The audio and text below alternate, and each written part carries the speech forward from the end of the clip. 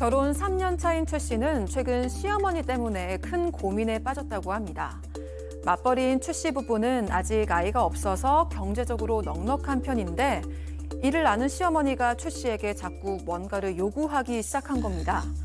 처음엔 호텔 뷔페가 먹고 싶다, 오늘 갈비찜이 먹고 싶은데 배달해달라 이런 사소한 부탁을 했지만 최근엔 점점 선을 넘어서 300만 원이 넘는 명품 가방이나 고가의 화장품 세트를 요구한다고 하는데요. 심지어 돈이 부족해서 거절하면 사줄 때까지 매일 연락을 한다는 시어머니. 도대체 최 씨가 어떻게 하면 시어머니의 무리한 선물 요구를 멈출 수 있을까요? 예, 오늘 이 사연도 말이죠. 우리 사반 가족분께서 직접 이거 제 고민 좀 들어주세요 하시면서 제보를 해주셨습니다. 시어머니가 자꾸 뭔가를 요구한다. 자, 이 최 씨 부부, 뭐 좀 부자인가요?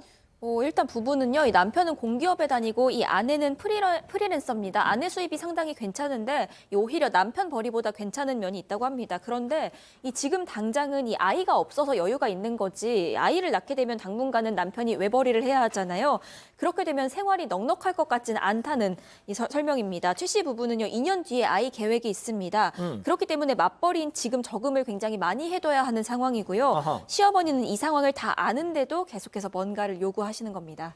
언제부터 이렇게 땡기기 시작하신 겁니까? 처음 결혼 준비할 때는 서로 별로 예단이나 예물 이런 거 없이 좀 어떻게 보면 편하게 했던 것 같은데 결혼한 이후에 좀 얘기를 많이 한 것 같아요. 예를 들어서 시어머니가 아이고 저 TV 보니까 야 갈비찜이 나온다잉. 야 저거 내가 막 시켜 먹는 걸 못하니까 네가 좀 시켜주면 어떻겠노? 라고 끊습니다. 예. 이걸 끊으면 뭐 갈비찜이고 뭐 얼마 안 하니까 뭐 어머니 갈비찜 하나 시켜드려야 되겠다 해서 이렇게 흔쾌히 보내드렸는데 그게 시작이었어요. 예. 아니 뭐 배달 음식 정도야 뭐. 아유 소장님. 예. 네. 근데 그게 그 정도가 아니에요. 왜냐면은 맨 처음에는 가끔 한 번 이러시더니 어느 날 일주일에 한 번 정도, 일주일에 뭐 한 2번 막 이렇게 늘어나는 거예요. 근데 생각해 보세요. 한 끼에 3만 원만 돼도 일주일에 2번이면 한 달에 8번이라 그러면 20만 원이 훌쩍 넘어가요. 그것도 살림하는 여자한테는 부담스러울 수 있잖아요. 그래도 이제 어머니 뭐 드시고 싶다는 거 안 해드릴 수가 없으니까 그래도 계속 뭐 배달해달라 그러면 했는데 이제 조금씩 그 음식의 수준이 바뀝니다. 예. 호텔 뷔페가 나는 그렇게 먹고 싶더라. 이렇게 얘기를 하고 며칠 전에 홈쇼핑에서 딱 틀어보니까 한우 세트가 나오던데 그거 좀 나한테 보내줄 수 없니? 뭐 이렇게 같은 음식거리라도 이제 비싸지는 거죠. 홈쇼핑에 이 배우 김수미 씨 나와가지고 막 고기 쫙쫙 찢으면서 막 하면은 그거 안 살 수가 없어요, 팀장님. 그렇죠. 근데 이제 시어머니가 그 며느리를 무슨 은행 계좌로 생각하는 것 같은데, 자, 그런데 시어머니가 환갑이 됐습니다. 그럼 축하할 일이라서 이 며느리가 좀 크게 마음을 써가지고 약 300만 원 정도 되는 명품 가방을 선물을 했어요. 근데 이 선물을 받은 뒤로 끝내는 것이 아니고 오히려 시어머니의 눈높이가 좀 높아진 거예요. 그 뒤로는 이제 비싼 화장품을 내놔라, 또 옷 비싼 거 사달라고 하는데 말은 그래요. 내가 돈을 보내줄게. 돈을 안 보내줘요. 달라고 할 수 없지 않습니까? 그리고 한번 택배 같은 거를 보내줘도 20만 원이 아닙니다. 100만 원 정도의 택배를 보낸다고 하니까 이 며느리가 아무리 수익이 좋다 하더라도 이 큰 부담이 되는 거고, 근데 시어머니가 효도를 강요하죠? 전 이해가 안 가는 거예요, 이 부분에 대해서는. 자, 근데 말이죠. 제가 다시 한번 말씀드릴게요. 우리 사반 가족께서 직접 제보해 주신 사연이라는 거. 보통 그러잖아요. 예, 며느라 자연아 내가 돈 줄게. 그것 좀 부탁 좀 네가 좀 주문 좀 해줘. 보통 그런단 말이죠. 네, 이 사연자 시어머니도요, 말씀은 그렇게 하십니다. 이 돈 줄 테니까 이거 좀 사서 보내줘라 이렇게 말씀은 하시는데요. 진짜로 주신 적은 한 번도 없다고 합니다. 심지어 이 화장품 같은 경우에는 이 쓰는 만큼 없어지잖아요. 그런데 얼마나 많이 사용하시는 건지 2달에 한 번씩은 연락이 오십니다. 화장품 똑 떨어졌다고. 아이고야. 그러면 그때마다 보내드려야 하는데 그 돈도 만만치가 않다고 하고요. 또 가끔씩 이 최 씨 부부 집에 오면은 시어머니 이 눈에 레이더가 발동을 한다고 합니다. 새로 샀냐고, 이거 나도 갖고 싶었던 건데 하나 사서 나도 좀 보내줘라 이렇게 말씀을 하신다는데, 그렇게 사드린 것만 해도 비싼 헤어드라이기부터 시작해서 고가의 뭐 의료관리기까지 이 비싼 것만 딱 잘 알아보신다고 합니다. 예. 자, 박 변호사님. 네. 우리 박 변호사님네는 어떻습니까? 우리 어머니 지금 보고 계십니다. 예. 절대 그런 분이 아니십니다. 아 진짜. 오히려 사주시죠. 아 진짜. 오히려 아이고 이거 먹고 싶은가 아이가 막 이렇게 보내주시고 그런 스타일이십니다. 야. 보고 계시니까요. 예. 아니 그런데 이렇게 최 씨 부부한테만 뭘 자꾸 그냥 사라 그 며느리한테만 이렇게 막 하는 거 혹시 시부모님 형편이 뭐 안 좋? 그렇지가 않아요. 형편이 나쁘지도 않고요. 또 외동도 아니에요. 누나가 위에 있습니다. 아, 진짜? 누나가 있으면 예컨대 뭐 누나한테 그 딸이잖아요. 딸한테도 요구할 수 있는데 특별히 누나가 좀 형편이 안 좋은지 어떤지 몰라도 거기에 요구하진 않는다고 그래요. 아이고. 무조건 최씨 부부, 특히 최씨 여기한테 와가지고 얘기를 하는데 급기야는 기념일만 되면 깔끔합니다. 링크를 보내요 이렇게. 링크 쫙 보내가지고 클릭 한번 해보렴. 그것은 나의 것. 까똑은 또 하실 줄 또 아는구나. 하시죠. 그것도 잘하시죠. 이번엔 이걸 사줘. 한번 보렴. 아가야. 뭐 이런 식으로. 고통스럽습니다. 이게 아니까 이게 실제 사연이라서 제가 조금 지금 계속 좀 이렇게 장탄식을 쏟아내고 있는데 제가 이 사연자분의 메일도 직접 제가 열어봤는데 제가 새벽에 이걸 읽었어요. 새벽에 집에서. 진짜 좀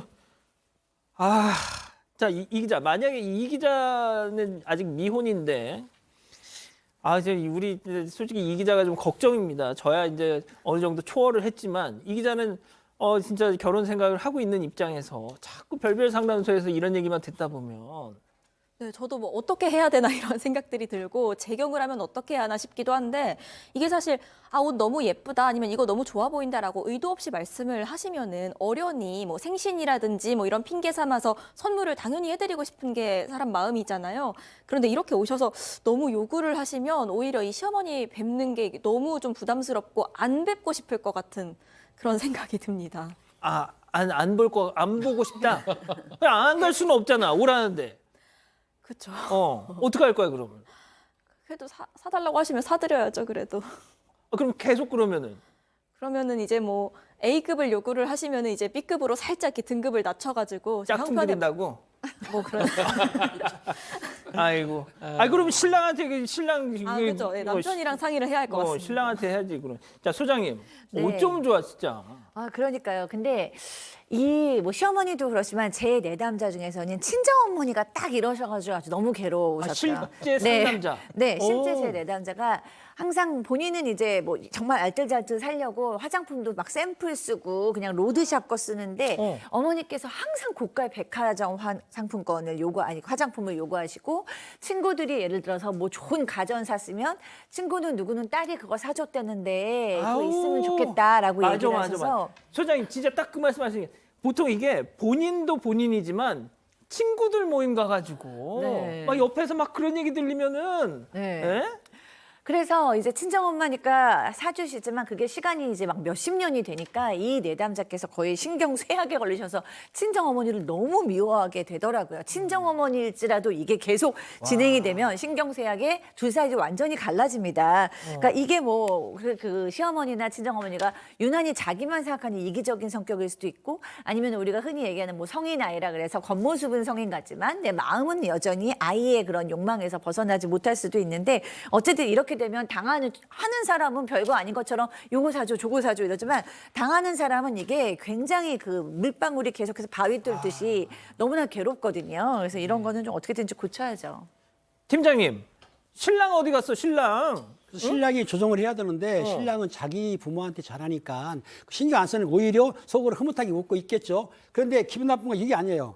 이 태도가 기분 나쁜 게 아니고 이 신랑이 자기 친정이 하는 거에 문제가 있는데 뭐라고 하냐면 그 최 씨 부모님이 생일 같은 데에 이제 선물을 사가게 되면 그 신정에서 그 최 씨 부모님들이 야 너네가 뭔 돈이 이런 거 왜 사오니 그냥 사오지 마 니네 돈을 모아 라고 해가지고 물건을 안 받았다는 거예요. 그러면 제가 남편 같으면은 몰래 용돈을 만들어가지고 몰래 들으면 되는데 이 남편은 그렇게도 안 해요. 그걸 진심으로 그냥 받아들였군요. 그렇죠. 이 남자 문제가 있는 거예요. 저 같으면 몰래 드리겠어요? 안 드리는 거예요. 그러니까 시댁에 돈은 많이 들어가는데 처가에는 자기 부모한테 돈을 안 쓴다. 여성들이 가장 싫어하는 게 우리의 친정 부모를 무시하거나 친정한테 잘 못하면은 가장 서운한 게 맞죠. 그럼요. 이거를 남편이 조정을 못한 거예요. 남편이 문제가 있다. 그렇게 봅니다. 야, 이건 진짜 호의가 계속되면 이게 권리인 줄 아는데 말이죠. 네, 그런데 이제는요, 이 시어머니가 자기 걸 요구하는 걸 넘어서 형님네 선물까지 요구를 하기 시작을 합니다. 하루는 이 시어머니가 최 씨 부부 집에 왔는데 너 이 누나네가 요즘 힘들어. 애기 옷이라도 좀 보내. 이런 말씀을 하신 거예요. 아하, 이런. 그래서 한번 보냈더니 그 이후로도 누나네가 요즘 힘들어하니까 힘내라고 건강식품 좀 보내라. 반찬 좀 보내라. 이런 요구를 하기 시작을 합니다. 아이고야. 그것도 남편한테 전화를 해서 말을 하는 게 아니라 꼭 최 씨에게 전하기 시작을 하셨는데요. 이 최 씨가 남편한테 그걸 전하면 남편은 또 아무 생각 없이 그래 누나 힘들다니까 보내주자 그럼 이렇게 얘기를 한다는 겁니다. 박 변호사님, 네. 이 위기를 어떻게 하면 좀 모면 아까 이자연 기자도 그랬잖아요. 뭐 오라면 가야죠. 막 그랬잖아요. 어떻게 좀 끊을 수 있습니까 이거를? 그래서 돈 없어요.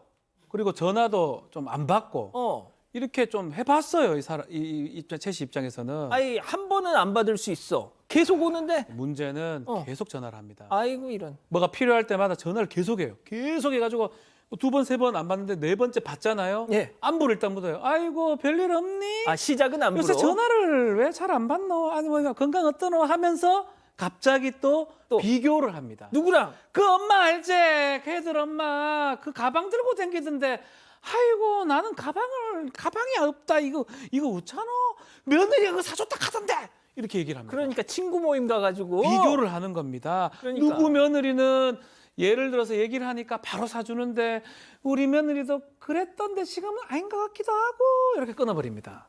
그러면 어쩝니까? 얼른 사서 보내라는데 보내야죠. 고통스럽습니다. 알겠습니다. 자, 그러면 이쯤에서 별별 상담소 오늘의 궁금증 짚어보죠. 툭하면 이것저것 사달라는 시어머니, 안 사주면 시도 때도 없이 연락을 합니다. 이거 어쩌면 좋겠냐고 실제 우리 사반 가족분께서 토론을 하셨어요. 고민을. 자, 팀장님부터 시작해 보시죠. 그렇습니다. 이 며느리하고 시어머니의 관계가 물론 이렇게 좋지는 않겠지만 시어머니한테 직접 대놓고 연락하지 마세요. 물건 안 보내 이러면은 부부 싸움도 되고 시집하고 사이가 벌어지면 문제가 돼요. 물론 그럼요. 나중에 시집이 돈이 많아가지고 유산을 상속할지는 모르겠지만 그건 별개로 하고 가장 중요한 거 남편을 교육을 시켜가지고 남편이 중간에 들어서서 시어머니의 그런 행동을 막아야 되는 것이지 예. 며느리가 막으면 안 됩니다. 제 생각에는 남편을 교육을 시키세요. 아니면 압박을 하세요. 예. 남편이 중간에 서가지고 시어머니의 그런 행동을 못하게 해야 된다고 봅니다. 자, 소장님. 네, 남편을 교육을 시키는데 네. 그게 안 돼, 뜻대로. 그러면 어떻게 해요? 아니 남편이 좀 타협은 봐야 합니다. 근데 저는 이거를 이렇게 바꿔서 한번 이해해 봤어요. 툭하면 이것저것 사달라는 아이 안 사줄 때마다 웁니다. 어떻게 하죠? 이런 거. 근데 이런 부모님들이 애들이 맨날 뭐 사달라고 울고 떼쓰고 누워서 막 안 가고 이럴 때 엄마들 교육할 때 이렇게 하라고 해요. 룰을 정해야 된다. 이걸 사주기는 하는데 딱 사주는 날은 너의 생일. 크리스마스 그리고 뭐 어린이날 딱 이때만 사줄 수 있으니까 네가 갖고 싶은 건 그때까지 생각했다가 엄마한테 얘기하면 그때까지 참는 거야. 이렇게 얘기를 해주고 금액은 얼마 정도로 알려줘야 돼요. 그래서 저는 이거 계속 사주다 자, 소장님 보면 그러면 시어머님한테 어머님 어버이날 때까지 참는 거야. 이렇게 해야 되는 건가요? 아니 그때 이제 남편 교육이 들어가는 거죠. 남편? 우리는 룰을 세워야 돼. 우리 지금 나 프리랜서지만 언제 일 끊길지도 모르고 우리 아이도 낳아야 되니까 우리 규모 있게 살림을 해야 된다. 그래서 양가 부모님께 들어가는 돈은 거의 비슷하게 1년에 언제 구정, 추석, 부모님 생일, 어버이날 이 정도에 우리가 돈을 쓸 수 있다. 이렇게 정하지 않으면 우리가 굉장히 어렵다. 그 남편하고 타협을 한 후에 이렇게 딱 그 룰 안에서 움직여야죠. 이걸 어떻게 다 사줍니까? 자, 박 변호사님. 저는 뭐 이제 두 분이 그 얘기를 했기 때문에 똑같은 얘기를 하기는 좀 그렇고 저는 개인적으로는 이렇게 좀 했으면 좋겠어요. 저라면 이렇게 할 것 같습니다.